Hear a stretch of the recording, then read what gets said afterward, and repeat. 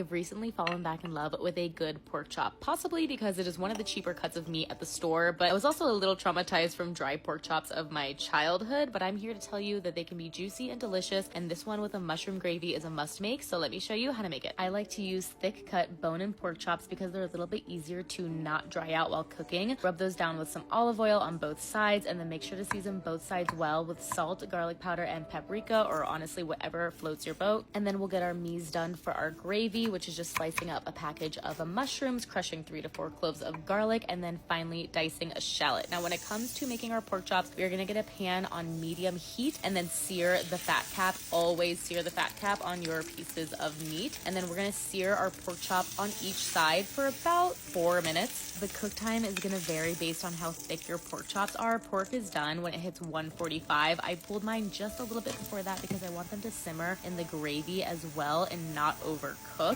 Once you remove your pork chops, throw in your mushrooms, garlic, and shallots. Let them soak up all of that deliciousness in the pan. If you have fresh thyme, go ahead and throw some of that in there as well. I had some dried thyme, so I'm gonna add that. And then I added in some veggie stock as well as some Dijon mustard and some cream. I'll have all of the measurements in the caption below for you. Throw the pork chops back into the sauce and let it reduce, and then serve this up with some fresh cut parsley. It is so cozy, comfy, and delicious. It will make you a pork chop believer. I hope you make it and enjoy.